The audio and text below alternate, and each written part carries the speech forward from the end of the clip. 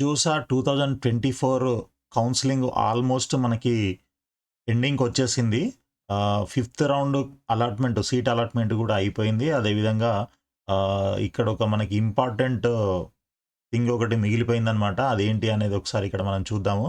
ఒకసారి మనం షెడ్యూల్ చూసుకున్నట్లయితే ఇక్కడ చూడండి, July 24 to July 26 for NIT plus systems only. NITs, triple ITs, జీఎఫ్టీఐస్‌కి మాత్రమే ఇది, ఐఐటీస్‌కి కాదు. So, online payment of partial admission fee, PAF అంటారు దీన్ని.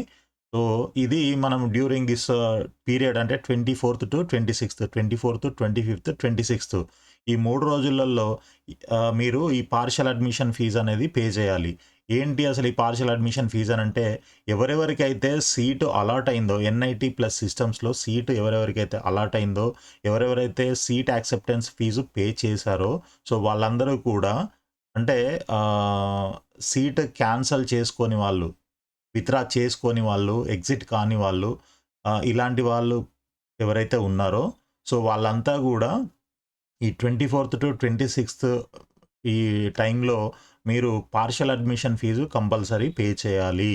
ఒకవేళ మీరు ఇది పే చేయకపోతే మీకొచ్చిన సీటు క్యాన్సల్ అయిపోతుంది. Okay.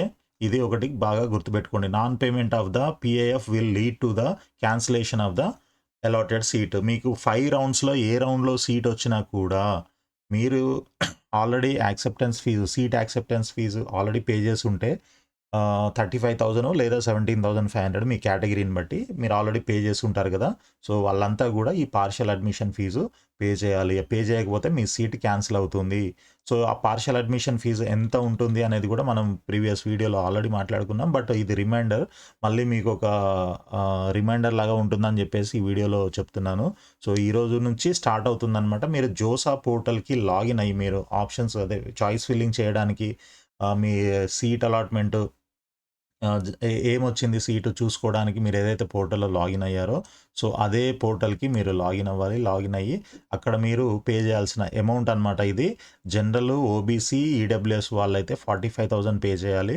And SC, ST, PWD అయితే 20,000. ఎవరి కేటగిరీ అయితే ఎస్సీ, ఎస్టీ లేదా పీడబ్ల్యూడీ నుంచి జనరల్ కేటగిరీకి మారిందో వాళ్ళు 62,500 పే చేయాల్సి ఉంటుందన్నమాట. సో ఇది గుర్తుపెట్టుకోండి. నెక్స్ట్ మోడ్ ఆఫ్ పేమెంట్ మీకు UPI, net banking, debit card, credit card ఇవన్నీ కూడా ఉంటాయి. దాంతోపాటు ఈ challan of state bank of India downloaded from the JoSAA portal upon login. Okay, మీరు లాగిన్ చేసి ఈ చలాన్ కూడా కట్టొచ్చంట. సో ఇది మాత్రం మీరు కంపల్సరీ కట్టాల్సిందే. కట్టకపోతే మీకు వచ్చిన సీట్ క్యాన్సిల్ అయిపోతుంది. ఇది చాలా ఇంపార్టెంట్ పాయింట్, మీరు జాగ్రత్తగా గుర్తుపెట్టుకోండి. సో మీరందరూ ఏదైనా మీకు ఈ ఫీ పేమెంట్ విషయంలో డౌట్స్ ఏమైనా ఉంటే మీరు 9849068590 నంబర్కి కాల్ చేయొచ్చు. కింద స్క్రోలింగ్లో కూడా మీకు ఆ నంబర్ ఉంటుంది.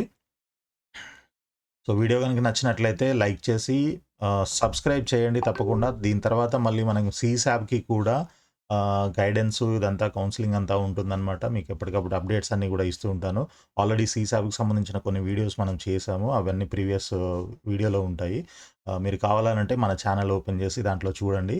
సో ఇంకేమైనా డౌట్స్ ఉంటే మీరు తప్పకుండా కింద కామెంట్స్‌లో రాయండి. అండ్ వీలుంటే అంటే అర్జెంట్ అనుకుంటే కింద నంబర్కి కాల్ కూడా చేయొచ్చు. So all the best friends. Thank you.